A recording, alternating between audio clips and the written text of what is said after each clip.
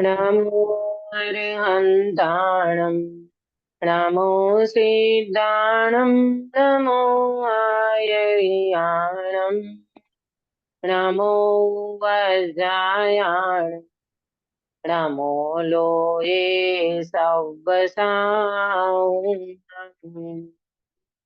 हाँ, गिरीश भाई करशो मंगलाचरण। जी। हम्म।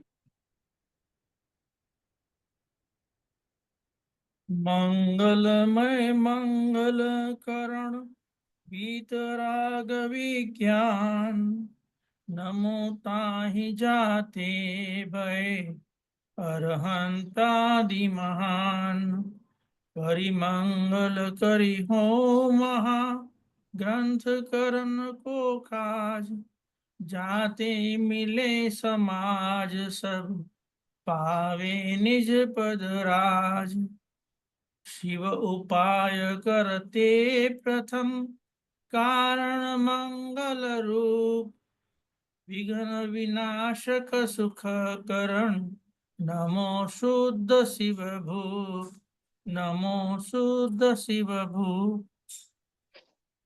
बहुत सुंदर मंगलाचरण आपने किया। सुदेश मंगल प्रभात की मंगल वेला है और हमारी चर्चा मोक्ष मार्ग प्रकाशक जी शास्त्र के अंतर्गत 9वें अधिकार में मोक्ष मार्ग का स्वरूप दर्शाते हुए पंडित साहब एक एक बात को बहुत स्पष्ट करते हुए चले जाते हैं। उन्होंने तत्वार्थ श्रद्धानम सम्यक दर्शनम ये लक्षण को सिद्ध करने के लिए बहुत सारे तर्क युक्ति दे करके हमारे अंदर में ये बात को उन्होंने बिठाया कि वास्तव में 7 तत्वों का श्रद्धान करे बिना ये जीव का न आपा पर का श्रद्धान हो सकता है और न आत्म श्रद्धान हो सकता है।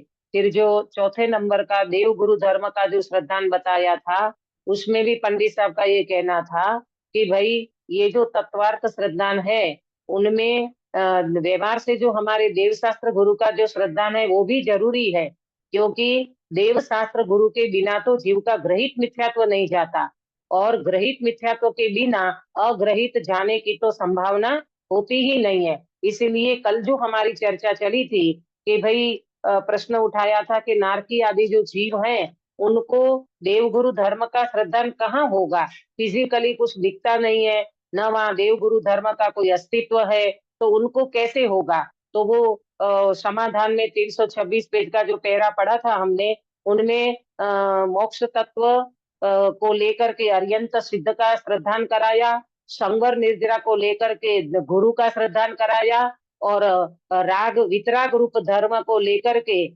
धर्म का श्रद्धान कराया, राग रहित स्वरूप को समझाते हुए, है ना। तो इन इस तरीके से समझाने के बाद फिर शिष्य ने एक प्रश्न उठाया था कि भाई अरिहंत भगवान जो हैं उनका श्रद्धान को हमको भी है, वर्तमान में हम भी अरिहंत भगवान को मानते हैं, परंतु हमें तो अभी तत्व श्रद्धान नहीं हुआ है, हमें तो अभी सम्यक दर्शन नहीं हुआ है। तो ऐसा नियम तो नहीं है कि कोई व्यक्ति को अरिहंत का स्वरूप समझ ले, देव गुरु धर्म का स्वरूप समझ ले और उन व्यक्ति को तत्वार्थ श्रद्धान हो ही जाए, ये नियम हमें बैठता नहीं है। तो फिर पंडित जी ने प्रवचन सार की 80 नंबर की गाथा को लेकर के उन्होंने वस्तु का स्वरूप समझाया कि वास्तव में अरियंत का स्वरूप माने क्या, देव का स्वरूप माने कैसे समझना अरियंत भगवान को। तो 80 नंबर की गाथा को लेकर के उन्होंने ये बात को स्पष्ट किया कि अरियंत भगवान के द्रव्यत्व, गुणत्व और पर्यायत्व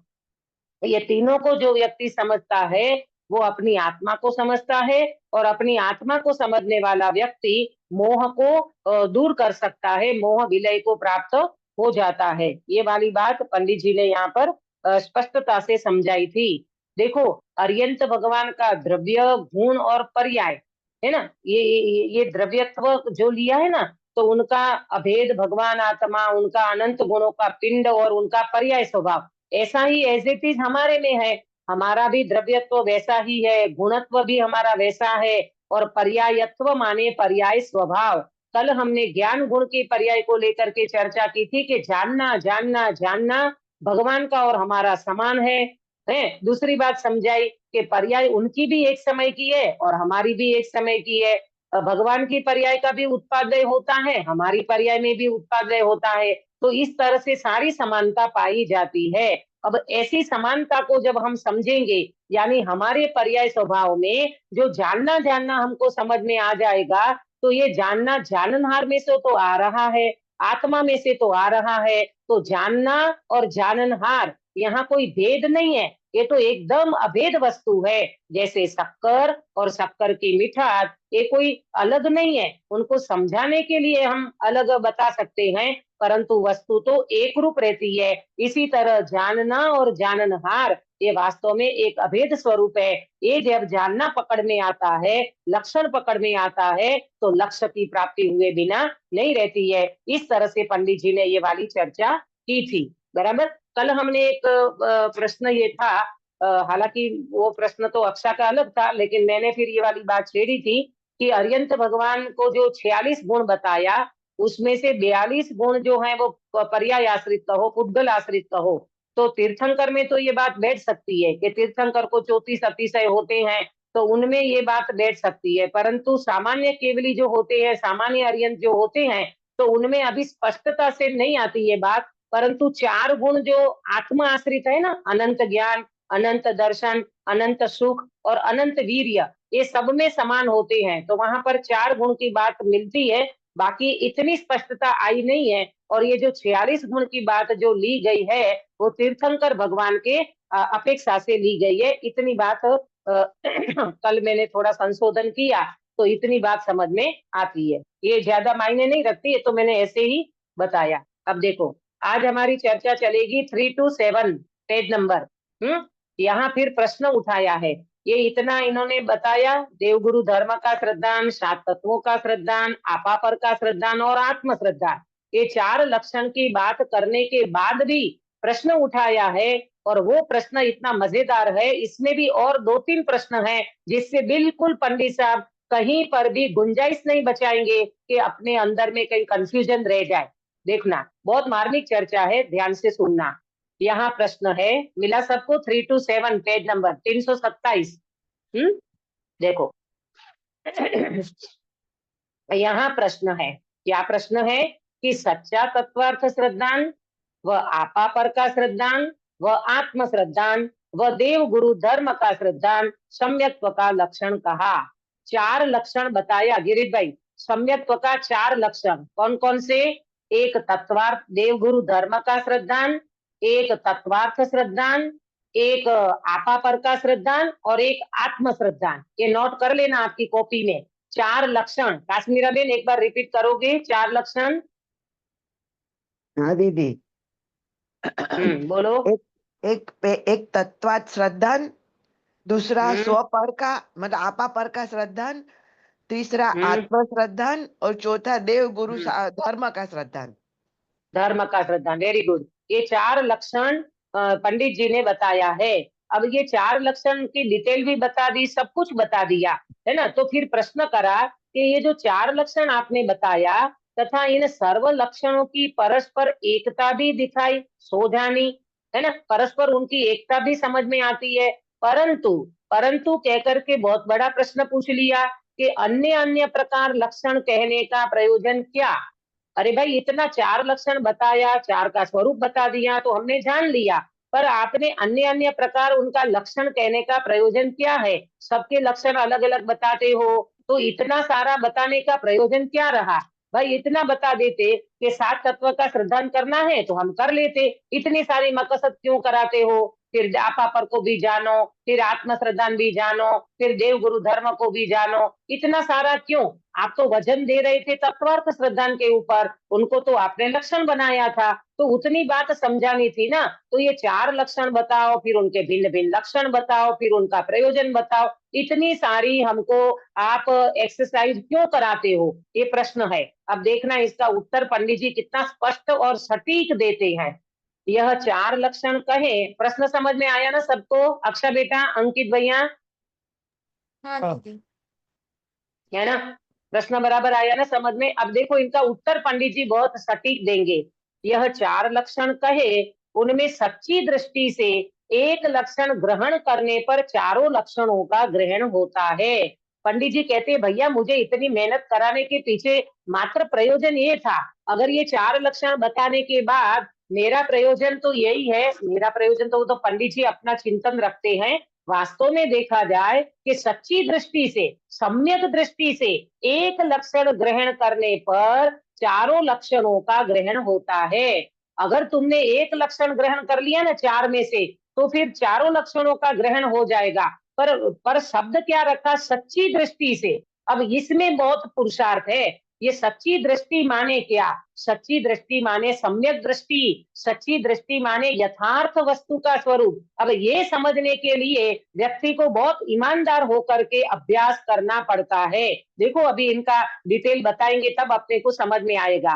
तथापि मुख्य प्रयोजन भिन्न भिन्न विचार कर अन्य अन्य प्रकार लक्षण कहे हैं। हमारा मुख्य प्रयोजन जो है ना, उसकी अपेक्षा से भिन्न भिन्न विचार करते हुए चारों का अन्य अन्य प्रकार से हमने लक्षण बताए हैं। अब देखो पहला, जहां तत्वार्थ श्रद्धान लक्षण कहा है, हाँ, अब तत्वार्थ श्रद्धान पहला जो लक्षण पंडित जी जिनको लक्षण बनाया था, वो तत्वार्थ श्रद्धान लक्षण कहा है, वहां तो यह प्रयोजन है।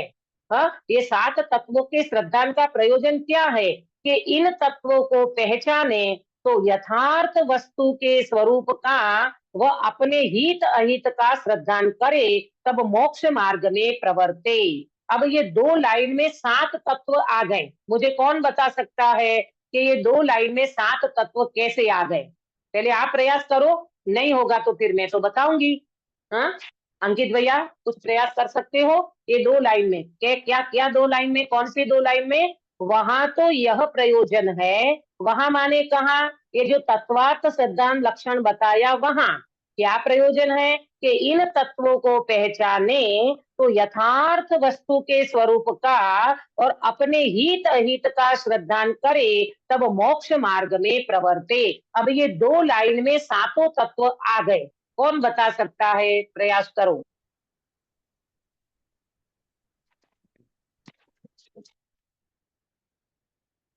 अक्षा बेटा, यहाँ अंकित भैया, हित हाँ એટલે તો सुनीता जी, સંવર ને નિર્જરા, અહિત તો हाँ बंद और आश्रव बंद। आश्रव, वेरी गुड। 4 तत्व आपने बता दिया।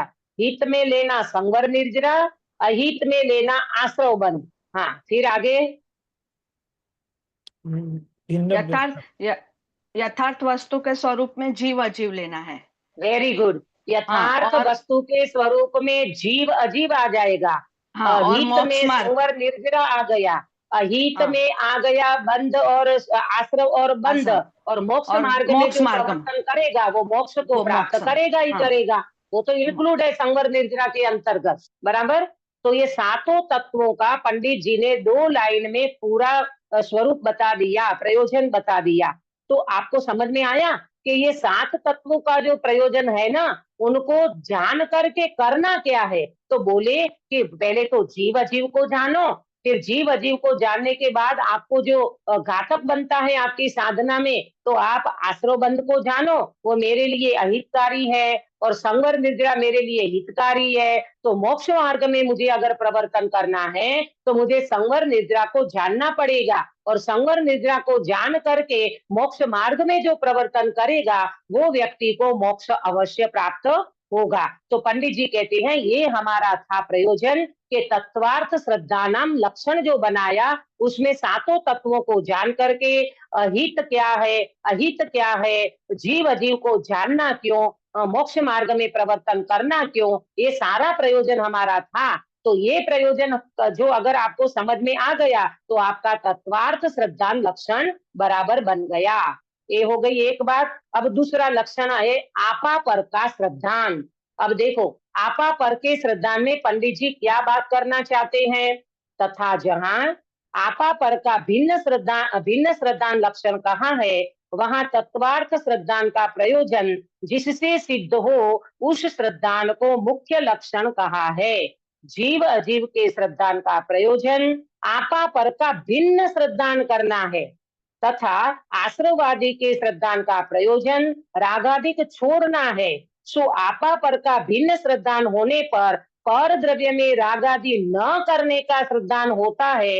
इस प्रकार तत्वार्थ श्रद्धान प्रयोजन आपा पर के भिन्न श्रद्धान से सिद्ध होता जानकर इस लक्षण को कहा है। ये तो मैंने पढ़ लिया, अभी मैं आपको इसका डिटेल बताना चाहूंगी कि ये क्या बात कर रहे हैं। वो ये कह रहे हैं कि आपने 7 तत्व को जाना, ठीक है, 7 तत्व का स्वरूप जान लिया कि भाई आश्रव बंध तो अहितकारी है, संवर निर्जरा हितकारी है और जीव अजीव स्वरूप को जानना जरूरी है।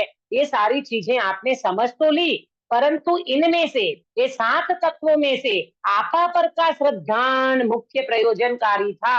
आपा पर का माने जीव अजीव, ये जीव अजीव को जब तक आप प्रॉपर नहीं जानोगे, यानी आपा पर का श्रद्धान प्रॉपर नहीं करोगे। आपा पर का श्रद्धान में मैंने आपको बताया था, आपा माने आत्मा, आपा माने अपना, अपने में अपनापन और पर में परायापन, इसको कहते हैं आपा पर का श्रद्धान।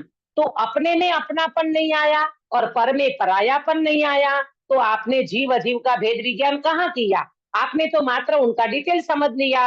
जैसे जैसे अपन मेमोरी में कोई बात को फिट कर लेते ना, बुद्धि में, धारणा में 7 तत्व होते हैं, 7 तत्व में आश्रव बंध अहितकारी हैं, संवर निर्जरा हितकारी हैं, जीव अजीव जानने लायक हैं, 7 तत्व में उपादेय तत्व जीव होता है, मोक्ष उपादेय, ऐसा आपने मात्र धारणा बुद्धि ज्ञान में उनका स्वरूप दिखा लिया।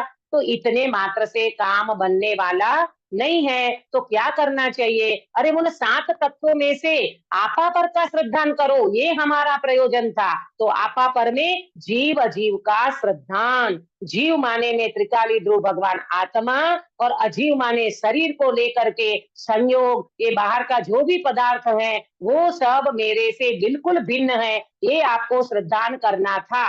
अगर तुमने जीव अजीव का भेद विज्ञान नहीं कर पाया तो आपा पर का श्रद्धान हुए बिना आपको आत्म श्रद्धान भी नहीं होगा। ये सीक्वेंस में है, आगे इनका चारों का सीक्वेंस बताएंगे, पहले क्या लेना, दूसरे में क्या लेना, तीसरे में क्या लेना, चौथे में क्या लेना, आगे बात आएगी तब करेंगे। अब यहाँ आपको समझ में आया कि 7 तत्व का श्रद्धान, ये भी देखो बिल्कुल ये भी सीक्वेंस में है, पहले तत्वार्थ श्रद्धान, फिर आपा पर का श्रद्धान और फिर आएगा आत्म श्रद्धान। तो 7 तत्वों का श्रद्धान में आपा पर का श्रद्धान निकालना, आपा पर के श्रद्धान में मात्र आत्म श्रद्धान निकालना है। तो कैसे?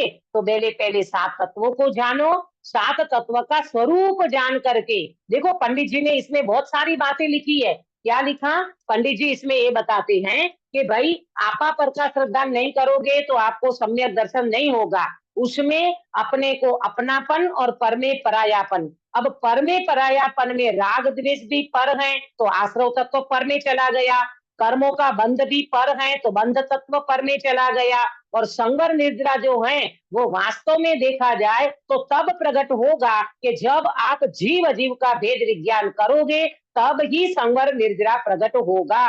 तो पंडित जी ने सबसे सुंदर बात ये बताई और महत्वपूर्ण बात ये बताई कि 7 तत्वों को जान करके जीव अजीव का भेद विज्ञान परफेक्ट होना चाहिए। जीव अजीव का भेद विज्ञान नहीं कर पाओगे, आपा पर का श्रद्धान नहीं कर पाओगे, तो फिर आगे जा करके आत्म श्रद्धान भी नहीं होगा।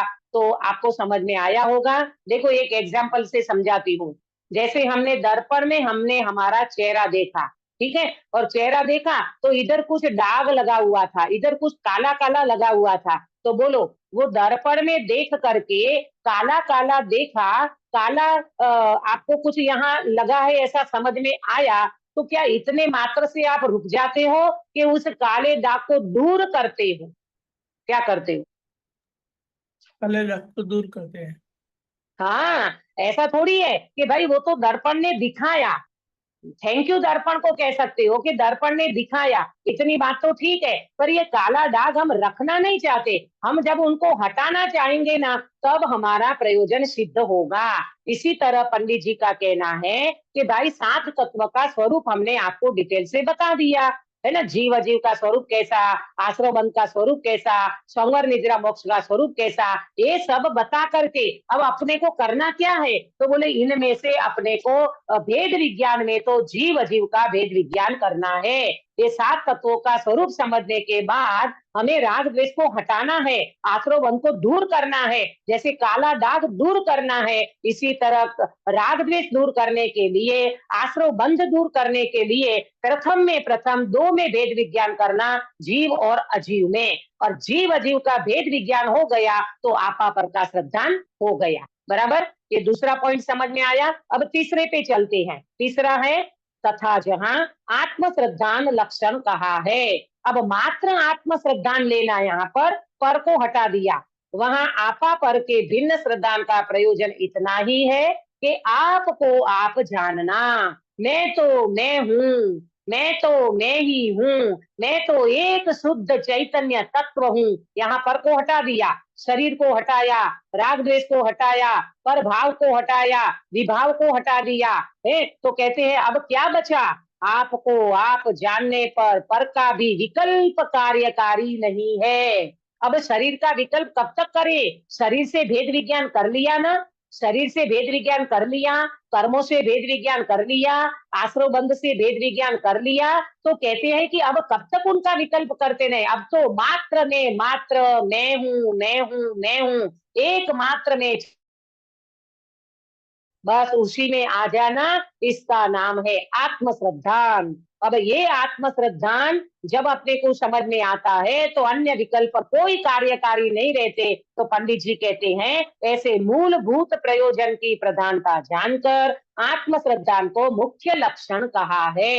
ये है मुख्य लक्षण आत्म श्रद्धान। तो आपको प्रश्न हो सकता है, वो प्रश्न अभी आएगा, मैं क्या अभी बोलूं, पंडित जी आगे बताने वाले हैं।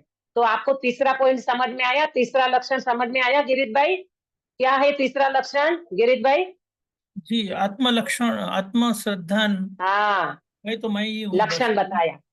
हाँ, आत्म तत्व को आत्म श्रद्धान को लक्षण बताया। तो इसमें पर को हटा दिया। अभी तक जीव अजीव का भेद विज्ञान करना माने आपा पर का श्रद्धान बताया, फिर आपा पर के श्रद्धा में मात्र आत्मा के ऊपर आ गया कि भाई अभी पर का भी विकल्प कब तक करें? अरे मैं तो मैं ही हूँ। अपन बोलते ना, जैसे अपने घर में आ गए तो पराये घर छूट गए, अपने घर में आ गए फिर पराये का कोई विकल्प नहीं रहता। इस तरह आत्म श्रद्धान में ऐसा होता है। तो ये 3 श्रद्धान बताया, पहले तत्वार्थ श्रद्धान, फिर आपा पर का श्रद्धान और फिर मात्र आत्म श्रद्धान। अब चौथी बात करते हैं, तथा जहां देव गुरु धर्म का श्रद्धान को भी लक्षण कहा है, वहां बाह्य साधन की प्रधानता की है, क्योंकि अरहंत आदि का श्रद्धान सच्चे तत्वार्थ श्रद्धान का कारण है। कुदेवादी का श्रद्धान कल्पित तत्व श्रद्धान का कारण है। सो बाह्य कारण की प्रधानता से कुदेवादी का श्रद्धान छुड़ाकर सुदेवादी का श्रद्धान कराने के अर्थ देव गुरु धर्म के श्रद्धान को मुख्य लक्षण कहा है। हाँ, आपको समझ में आया होगा, इजी है। पंडित जी ये कहते हैं कि भाई हमने चौथा लक्षण जो रखा है, देव गुरु धर्म का श्रद्धान, उनको भी हमने जो लक्षण बनाया है, तो उसके पीछे हमारा रीजन क्या है, कारण क्या है? क्यों? क्योंकि देव गुरु धर्म के बिना हमको सच्चा तत्वार्थ श्रद्धान कौन कराता?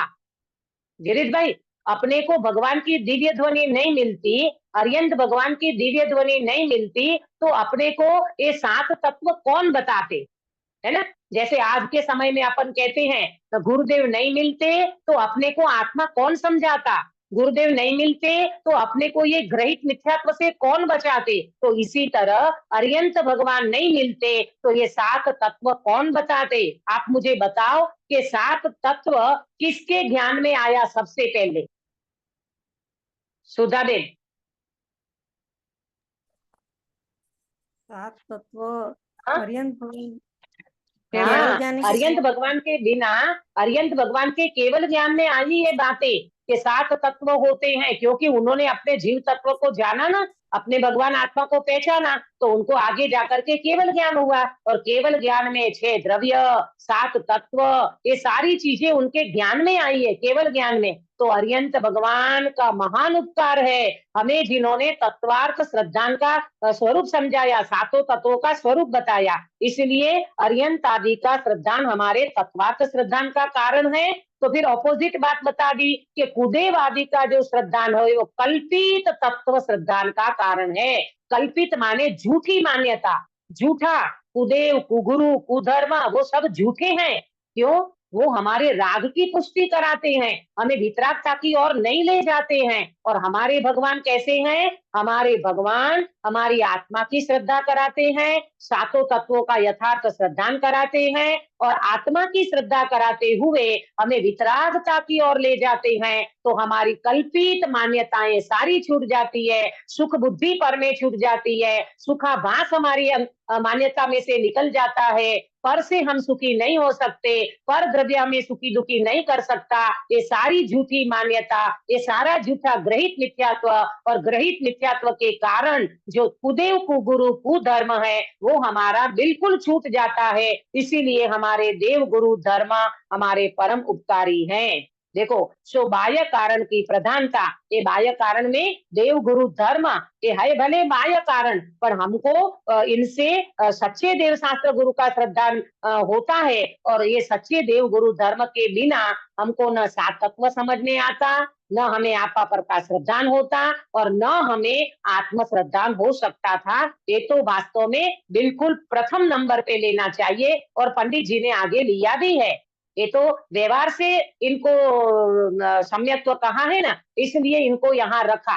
बाकी तो देखा जाए तो अर्यंत भगवान, देवगुरु धर्म, इसके बिना तो मार्ग मिल ही नहीं सकता। तो ये चारों लक्षण की बात पंडित जी ने फिर से डिटेल में बता दी। इस प्रकार भिन्न भिन्न प्रयोजनों की मुख्यता से भिन्न भिन्न लक्षण कहे हैं। चारों की मुख्यता भी बता दी और चारों का भिन्न भिन्न लक्षण भी बता दिया कि तत्वार्थ श्रद्धान क्यों जरूरी है, फिर आपा पर का श्रद्धान क्यों जरूरी है और फिर आत्म श्रद्धान क्यों जरूरी है और देव गुरु धर्म भी क्यों जरूरी है। ये सारी बात इन्होंने बताई। आपको समझ में आया? मैं आगे बढ़ू क्या? जी काश्मीरा बेन, गिरीश भाई, ठीक है ना? हाँ, दीदी, अब देखो, हाँ। अब जो प्रश्न है वो बहुत मार्मिक है। ये भी एक से एक बढ़ के प्रश्न है। देखो, यहाँ प्रश्न है कि यह चार लक्षण कहे, उनमें यह जीव किस लक्षण को अंगीकार करे? शिष्य भी कोई कम नहीं है। शिष्य तो हालांकि पंडित जी हैं यहाँ पर, लेकिन पंडित जी खुद प्रश्न उठा रहे हैं। कहते हैं ये चार लक्षण आपने कहे, इतना डिटेल से आपने हमको सारा स्वरूप समझा दिया चारों का, लेकिन हम क्या करें? हम ये चारों में से किसको अंगीकार करें? हमको तो कंफ्यूजन हो रहा है। हम देवगुरु धर्म का श्रद्धान करें कि तत्वार श्रद्धान करें कि आपा पर का करें कि आत्म श्रद्धान करें? है ना, चार ऑप्शन है हमारे सामने। अब ये चार ऑप्शन में से चारों हमको तो अच्छे दिखाई दे देते हैं, तो बताओ हम क्या करें? ऐसा होता है ना, विद्यार्थी के सामने चार ऑप्शन रखे, अब वो चार ऑप्शन में से आपको एक चॉइस करना है। अब वो बेचारा कंफ्यूजन हो रहा है, मैं यहाँ जाऊं कि यहाँ जाऊं, इसको ग्रहण करूं कि इसको क्या करूं? इसी तरह पंडित जी ने हमारे सामने चार लक्षण रख दिए, उनका स्वरूप भी बता दिया, उनका प्रयोजन भी बता दिया। तो अब वो प्रश्न करते हैं, भैया पंडित साहब हमको कुछ हमें क्या करना है? आप तो ये बताओ, आपने तो सारा डिटेल बता दिया, पर हमें क्या करना है? हमें इन चार में से किसको ग्रहण करना है? आप तो हमें वो बता दो। हाँ, तो हमें मेहनत ज्यादा करनी ना पड़े और जो आपने बताया उसका हम श्रद्धान कर लेंगे। है कहते ना कि गुरु आज्ञा प्रमाण, हमें गुरु ने जो बता दिया उसको हम प्रमाण कर लेंगे।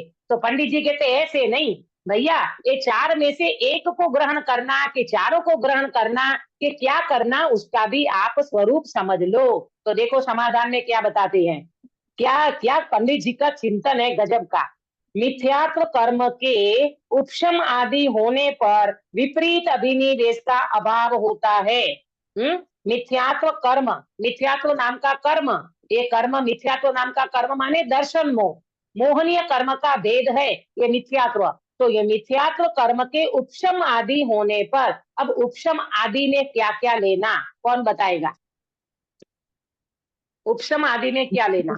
सहयोक्षम, उपशम, सहयोक्षम और क्षय तीनों। वेरी गुड काश्मीरा बेन, धन्यवाद। उपशमी, क्षायोपशमी और क्षायी, ये तीन सम्यक तो होते हैं ना। तो उपशम से औपशमिक सम्यक तो बनता है, कर्म का क्षय होता है तो क्षायिक सम्यक तो बनता है, और कर्मों में क्षयोपशम होता है तो क्षायोपशमिक सम्यक तो बनता है। तो पंडित जी कहते हैं जब मिथ्यात्व कर्म का उपशम आदि होता है, क्षय आदि होता है, क्षेपशम आदि होता है, तो उसमें क्या होता है? विपरीत अभिनिवेश का अभाव होता है। विपरीत अभिनिवेश माने क्या अंकित भैया? विपरीत अभिनिवेश माने क्या? पहले मैंने बता दिया है, नोट भी कराया है। उल्टी मान्यता। वेरी गुड, वेरी गुड, बहुत अच्छी तरह से सुन रहे हो बेटा। विपरीत मान्यता माने गलत मान्यता, विपरीत अभिनिवेश माने मिथ्या मान्यता। तो ये मिथ्या मान्यता का अभाव हो जाता है क्या करने से? मिथ्यात्व कर्म का उपशम, क्षयोपशम अथवा क्षय करने से मिथ्या मान्यता का अभाव होता है। वहां चारों लक्षण युगपत पाए जाते हैं। कौन से चार लक्षण? अच्छा बेटा बोलिए, कौन से चार लक्षण युगपत पाया जाता है? युगपत माने एक साथ, कौन से? तत्वात श्रद्धान, आपा पर का श्रद्धान, आत्मा श्रद्धान और देव सा गुरु धर्म का श्रद्धान। वेरी गुड बेटा, बहुत अच्छा कि ये चारों श्रद्धा युगपत पाए जाते हैं, माने एक साथ पाए जाते हैं। तो कौन से? तो बोले तत्वार्थ श्रद्धान, आपापर का श्रद्धान, आत्म श्रद्धान और देव गुरु धर्म का श्रद्धान। ये कहते चारों युगपत पाए जाते हैं। तथा विचार अपेक्षा मुख्य रूप से तत्वार्थों का विचार करता है। इनमें भी अभी मुख्य पना बताएंगे कि भाई चारों युगपत पाई जाती है, बात तो सही है, पर उसमें भी कुछ है अंतर। तो बोले कि पहले मुख्य रूप से तत्वों का विचार किया जाता है, तभी तो तोडरमल जी साहिब ने देखो तत्व विचार की महिमा ये शब्द रखा, और अपने कृपालु देव ने क्या रखा? कर विचार तो पाम। तत्व का विचार करेगा तो तुझे तत्व की अनुभूति होगी, ऐसा हमारे कृपालु देव ने भी लिखा है। या आपा पर का भेद विज्ञान करता है। जब उनने तत्वों का स्वरूप समझ लिया, विचार कर लिया, तो फिर आगे का प्रोसेस है आपा पर का भेद विज्ञान, जीव अजीव का भेद विज्ञान, स्व पर का भेद विज्ञान, अपने में अपनापन, पर में परायापन, ऐसा वो जीव भेद विज्ञान करता है। या आत्म स्वरूप ही का स्मरण करता है, मात्र आत्मा का ही स्मरण करता है, मैं त्रिकाली ध्रुव भगवान आत्मा हूँ ऐसा करता है। अथवा देवादिक स्वरूप विचारता है। अब ये देवादि का मैं भगवान आत्मा हूँ, ये जो मुझे समझ में आया, इसमें उपकार तो मेरे देवगुरु धर्म का है, तो कभी देवगुरु धर्म का भी विचार करता है। इस प्रकार ज्ञान में तो नाना प्रकार विचार होते हैं। ये ज्ञान की बात चल रही है, विकल्प की बात चल रही है, विचार की बात चल रही है। तो विचार में तो कभी देवगुरु धर्म का उपकार आता है, कभी सात तत्वों का विचार आता है, कभी आपा पर का विचार आता है, और कभी आत्म श्रद्धान का भी विचार आता है। तो चारों प्रकार के विचार अपने ज्ञान में हो सकते हैं। परंतु अब पंडित जी कहते हैं, परंतु श्रद्धान में सर्वत्र परस्पर सापेक्षपना पाया जाता है। जब श्रद्धा की बात आती है तो वहां सापेक्षपना पाया जाता है। सापेक्षपने का मतलब क्या है? सापेक्षपने का मतलब ये है कि जब हम भेद विज्ञान करते हैं तब हम देव गुरु धर्म को भी अंदर नहीं लेंगे। जब हम वेद विज्ञान करते हैं तब देव गुरु धर्म से दृष्टि हट जाएगी। जब हम आपा पर का श्रद्धान करते हैं तब हम आश्रव बंद और सात तत्वों को अलग कर देंगे, माने उनको मुख्य नहीं रखेंगे, उनको हम हाईलाइट नहीं करेंगे। और जब हम मात्र आत्म श्रद्धान करते हैं तब हम पर को भी, शरीर को भी, आश्रव बंद कुछ भी नहीं, एकमात्र में भगवान आत्मा। तो इस तरह से परस्पर में सापेक्षपना पाया जाता है। आया सबको समझ में? है ना? ये तो आपको बिल्कुल समझ में आया होगा कि जब कोई व्यक्ति पहले देवगुरु धर्म का विचार करता है तो उससे उनको स्वरूप समझ में आया।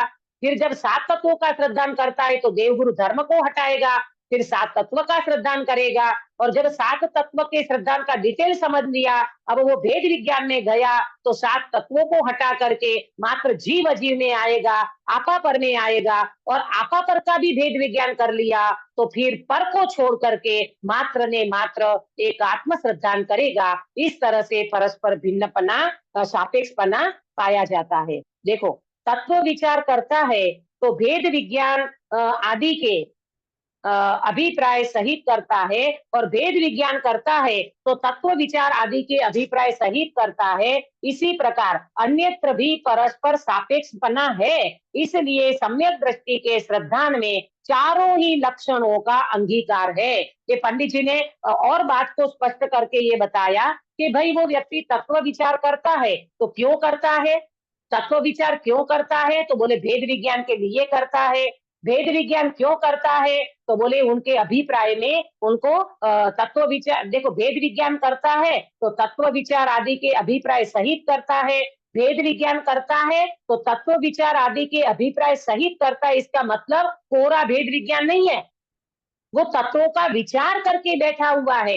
आया ना समझ में? देखो ये इससे बहुत बड़ी बात समझ में आई होगी आपको कि कोई व्यक्ति कहते हाँ हाँ हम तो भेद विज्ञान करते हैं। क्या भेद विज्ञान करते हैं कि ये घर हमारा नहीं है और ये घर हमारा है, ये धन पराया है, ये धन हमारा है, ये परस्त्री है, ये स्वस्त्री है। तो ये कोई भेद विज्ञान, इतना भेद विज्ञान करने से काम नहीं बनेगा।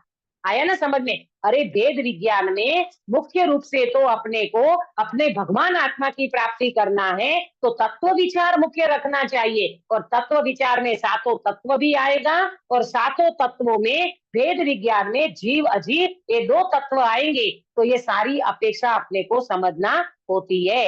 इसी प्रकार अन्यत्र भी परस्पर सापेक्षपना है, इसलिए सम्यक दृष्टि के श्रद्धान में चारों ही लक्षणों का अंगीकार है। चारों की चार लक्षण अपने जीवन में होना चाहिए। आया समझ में? क्यों होना चाहिए कि भाई देखो देव गुरु धर्म को छोड़ देंगे तो हमें सात तत्व का स्वरूप नहीं मिलेगा, और सात तत्व में सात तत्व को छोड़ देंगे, सात तत्व को हम नहीं समझेंगे तो हमें आपा पर का श्रद्धा नहीं होगा, और आपा पर का श्रद्धा भी कर लिया, अकेले आत्मा में नहीं आए और दो में भेद विज्ञान करते रहे तो अकेला भगवान आत्मा का भी अनुभव नहीं होगा। इसीलिए चारों तत्व, अरे सॉरी, चारों लक्षण अपनी अपनी जगह पे सही है, परस्पर दोनों चारों में सापेक्षपना भी है, वो भी व्यक्ति को अच्छी तरह से समझ में आता है। तथा जिसके मिथ्यात्व का उदय है उसके विपरीत अभिनिवेश पाया जाता है। ये विपरीत अभिनिवेश किसको होता है?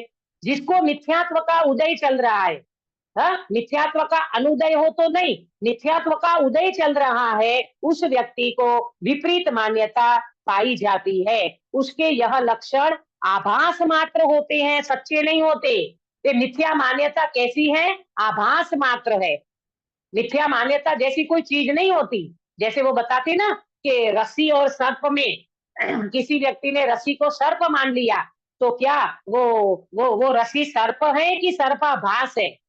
अंकित भैया, सर्पाभास। सर्पाभास है। सर्प बर्प कुछ नहीं है, वहां रस्सी है पर उनको आभास हो गया। इसी तरह जिस व्यक्ति को मिथ्यात्व का उदय चलता है और वो मिथ्या मान्यता में पड़ा है, तो ये मिथ्या मान्यता क्या है?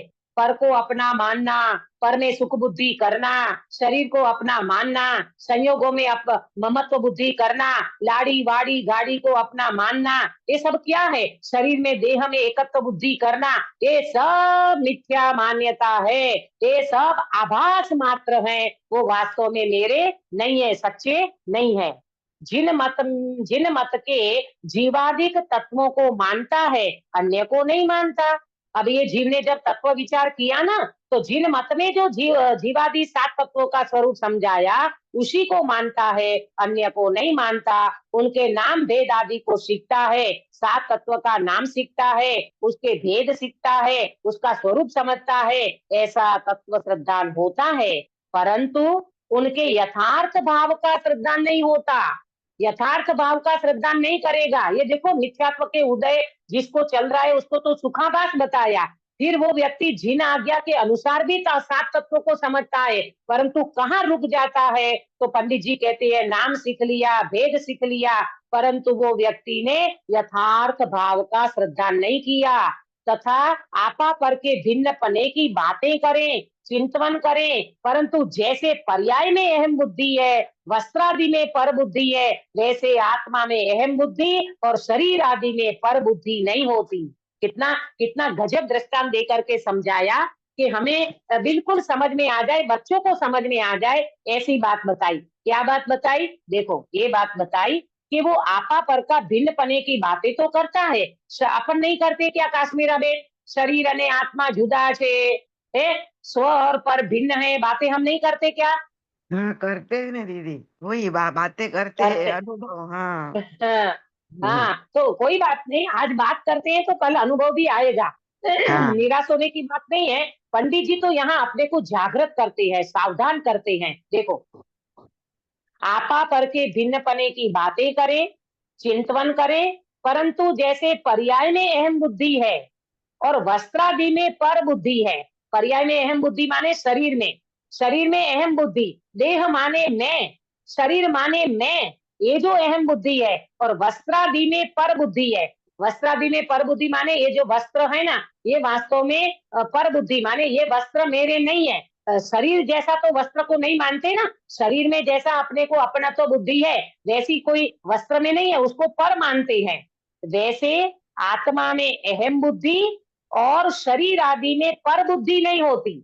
ये पंडित जी ने गजब की बात बताई कि इसी तरह वहां क्या था, पर्याय में अहम बुद्धि थी, माने शरीर में अहम बुद्धि थी और वस्त्रादि में पर बुद्धि। ऐसे ये जीव आत्मा में अहम बुद्धि नहीं करता है और शरीर में पर बुद्धि नहीं होती है। क्या क्या कर लेने पर, तत्व का चिंतन कर लेने पर, तत्व का स्वरूप समझने पर, सातों तत्वों को यथार्थ समझने पर भी वो व्यक्ति ये नहीं कर पाता। जैसे शरीर और वस्त्र भिन्न है, ऐसे ये जीव आत्मा और शरीर ये दोनों भिन्न है, ऐसी उनको परत्व बुद्धि नहीं होती। तथा आत्मा का जिन वचन अनुसार चिंतन करे, कैसे चिंतन करता है, जिन वचन के अनुसार चिंतन करता है, परंतु प्रतीति रूप आपका आप रूप श्रद्धा नहीं करता है। जिनेन्द्र भगवान की आज्ञा अनुसार, उनके वचन अनुसार चिंतन आदि तो करता है, परंतु प्रतीति माने श्रद्धान, प्रतीति माने विश्वास, प्रतीति माने अहम, क्या अहम नहीं कर पाता, आपका आप रूप श्रद्धान नहीं करता है। जो मेन पॉइंट पे पहुंचना था, अपने में अहम बुद्धि करना थी, मैं त्रिकाल ध्रुव भगवान आत्मा हूँ, ऐसा जो अहम करना था, ऐसा जो श्रद्धान करना था, वो नहीं कर पाया। तथा अनंत आदि के सिवा अन्य कुदेव आदि को नहीं मानता है। ग्रहित मिथ्यात्व में नहीं जाता। हम भी कहाँ ग्रहित मिथ्यात्व को मानते हैं, परंतु उनके स्वरूप को यथार्थ पहचान कर श्रद्धान नहीं करता। ये देव गुरु धर्म का सच्चा श्रद्धान नहीं करता कि वास्तव में यही मेरे जगत में, यही मेरे लिए हितकारी है, इसी से ही मुझे ये मार्ग समझ में आया है, ऐसा अंदर से नहीं आता। इस प्रकार यह लक्षणाभास मिथ्या दृष्टि के होते हैं। ये है सारे लक्षणाभास मिथ्या दृष्टि के, इनमें कोई होता है, कोई नहीं होता, वहां इनके भिन्नपना भी संभवित है। अब इनमें कोई होता है, कोई नहीं होता, माने ये जो चार लक्षण बताए हैं ना, उसमें किसी को कोई होता है, किसी को कोई नहीं होता। जैसे आज हमारे मुमुक्षु समाज में ग्रहित मिथ्यात्व किसी को लगभग नहीं है। मैं तो लगभग कहती हूँ, कदाच कोई एकाध % रह जाए, लेकिन अधिकांश हर कोई व्यक्ति गुरुदेव मिलने के बाद ग्रहित मिथ्यात्व तो छूटा ही छूटा होता है। क्यों? कुदेव कुगुरु कुधर्म को जब आप नहीं छोड़ोगे तो आपको सच्चे देव गुरु धर्म का श्रद्धान नहीं होगा। तो पंडित जी का ये कहना है कि ये जो हमने बातें बताई ना, तो ये बातों में कोई व्यक्ति चिंतन पे रुक जाता है, कोई व्यक्ति सात तत्वों को समझ नहीं पाता, कोई समझ पाता है तो चिंतन में रुक जाता है, विचार में रुक जाता है, कोई व्यक्ति यथार्थ चिंतन भी कर लेता है परंतु भेद विज्ञान नहीं कर पाता, तो आपा पर का श्रद्धा नहीं कर सकता। कोई व्यक्ति आपा पर का श्रद्धा भी सपोज कर भी ले और फिर वो आत्मा पे नहीं आता, तो कहीं ना कहीं उनकी अटकायत बन जाती है। तो इसी तरह से पंडित जी ने ये सारी बातों की संभावना बताई है। अब ये तो पर्सनल अपना अपना मामला है, अपने को कहाँ किस तरह से भेद विज्ञान करके अपने आत्मा का श्रद्धान करना है, ये पर्सनल अपना सेल्फ ऑब्जर्वेशन का मामला है। ये हम सब करेंगे तो जरूर हमको देवगुरु धर्म का भी श्रद्धान, तत्वों का भी श्रद्धान, आपा पर का भी श्रद्धान और आत्म श्रद्धान ये जरूर होगा। ये पंडित जी ने यहाँ पर बताया है। अब इसके बाद जो बहुत अच्छी एक चर्चा आने वाली है, इसकी चर्चा अपन कल करेंगे। एक दो क्वेश्चन के माध्यम से ये हमारा चैप्टर पूरा होगा, परंतु पंडित साहब इसमें और भी हमको इतना सॉल्यूशन दे देंगे, समाधान दे देंगे, ताकि हमें कहीं पर भी ये चारों लक्षणों में कभी भी अपने को कोई विकल्प की गुंजाइश बचेगी नहीं। हम यथार्थ श्रद्धा करते चलेंगे, मार्ग को प्रशस्त करते चलेंगे, पुरुषार्थ को छोड़ेंगे नहीं, शंका कभी करेंगे नहीं, जिन आज्ञा को हमेशा मान्य करेंगे और हम प्रमाद करेंगे नहीं, हम अपने में सावधान हो जाएंगे, वेद विज्ञान करेंगे तो जरूर अभेद आत्मा का अनुभव होगा। यहाँ तक की चर्चा हुई है, आगे की चर्चा कल करेंगे। अभी समय हो गया है, मैं विराम लेती हूँ। निज निधि निज में बताई यह अनंत उपकार है, इसके लिए दिनवाणी माँ को वंदना सतवार है, वंदना सतवार है। काश्मीरा बेन रायसर कराओगे? हाँ दीदी। नमो अर्यंताणम नमो सिद्धाणम नमो आयर्याणम नमो उवज्जायणम नमो लोहे सव साहुणम। नमो अर्यंताणम नमो सिद्धाणम नमो आयर्याणम नमो उवज्जायणम नमो लोहे सव साहुणम। नमो अर्यंताणम नमो सिद्धाणम नमो आयर्याणम नमो उवज्जायणम नमो लोहे सव साहुणम। नमो अर्यंताणम नमो सिद्धाणम नमो आयर्याणम नमो उवज्जायणम नमो लोहे सव साहुणम। नमो अर्यंताणम नमो सिद्धाणम नमो आयर्याणम नमो उवज्जायणम नमो लोहे सव साहुणम। नमो अर्यंताणम नमो सिद्धाणम नमो आयर्याणम नमो उवज्जायणम नमो लोहे सव साहुणम। नमो अर्यंताणम नमो सिद्धाणम नमो आयर्याणम नमो उवज्जायणम नमो लोहे सव साहुणम। नमो अर्यंताणम नमो सिद्धाणम नमो आयर्याणम नमो उवज्जायणम नमो लोहे सव साहुणम। नमो अर्यंताणम नमो सिद्धाणम नमो आयर्याणम नमो उवज्जायणम नमो लोहे सव साहुणम। नमो अर्यंताणम। बोलो अंतर्मुख मुद्राधारी सर्व जिनेन्द्र भगवान की जय हो। नित्य बोधिनी द्वादशांगमय जिनवाणी माता की जय हो। 3 कम 9 करोड़ सर्वे वितरागी महामुनि राजों की जय हो। परम अहिंसामय वितरागी जैन धर्म की जय हो। सभी को जय जिनेन्द्र। जय जय जिनेन्द्र।